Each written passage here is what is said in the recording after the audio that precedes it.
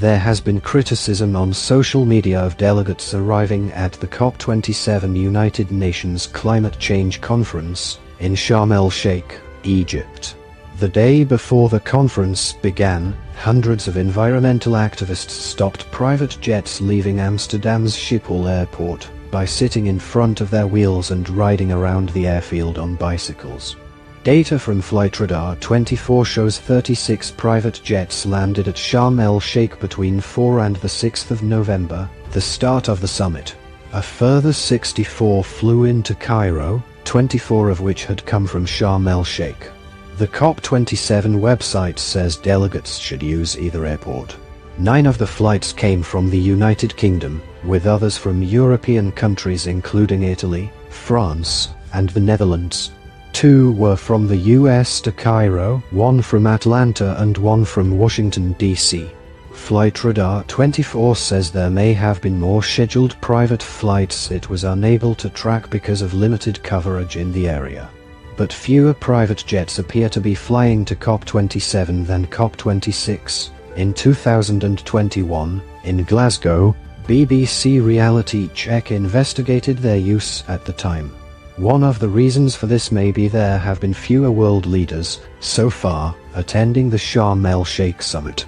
Flights produce greenhouse gases, mainly carbon dioxide, CO2, from burning fuel.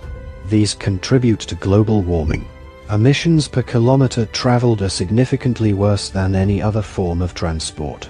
This varies considerably depending on, but private jets generally produce significantly more emissions per passenger than commercial flights. There are many different models of private jet, but the one flown the most often into Egypt ahead of COP27 was the Gulfstream G650, which uses about 500 gallons, 1,893 liters, of fuel per hour. If a private jet had managed to take off from Amsterdam despite the demonstrations, it should have taken about 5 hours to reach Sharm el-Sheikh, using about 9,465 liters of aviation fuel. The Department for Business, Energy and Industrial Strategy, BEIS, says 2.5 kilograms, 5.5 pounds, of CO2 is emitted for every liter of aviation turbine fuel burned. So this flight would produce 23.9 tons.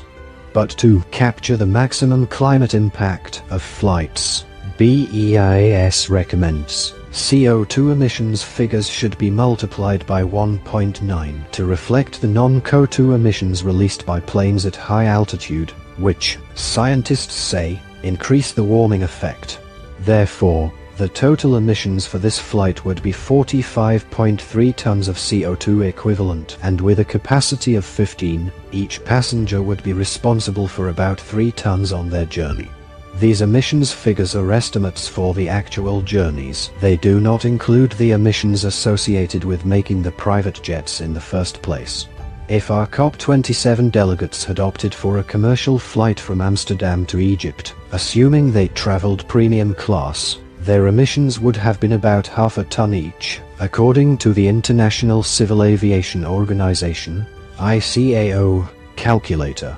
Even though a commercial flight uses more fuel per hour, it can fly far more passengers than a private jet and therefore produces fewer emissions per person.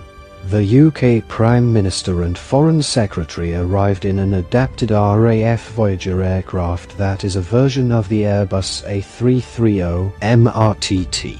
Airbus told BBC News a standard flight would use between 5 and 5.5 tons of aviation fuel an hour, depending on factors such as the amount of cargo and the altitude. Using the government's conversion factors, that means the flight to Sharm el-Sheikh will have emitted between 79 and 87 tons of CO2. Using the BEIS multiplier takes that to 150 to 165 tons of CO2 equivalent. BBC News asked Downing Street how many other passengers were on the flight to Sharm el-Sheikh, but No 10 would not say. A government spokesperson said, "This delegation traveled on one of the most carbon-efficient planes of its size in the world, and carbon emissions from these flights are also offset." The Energy and Climate Intelligence Unit's international lead told BBC News that focusing on world leaders taking private jets to COP27 was missing the point. The emissions are negligible compared to the impact of decisions and commitments made at these summits, he said. If you want emissions to come down, you want leaders in the room and media, scientists and stakeholders asking the important questions. What claims do you want BBC Reality Check to investigate? Get in touch. Read more from Reality Check.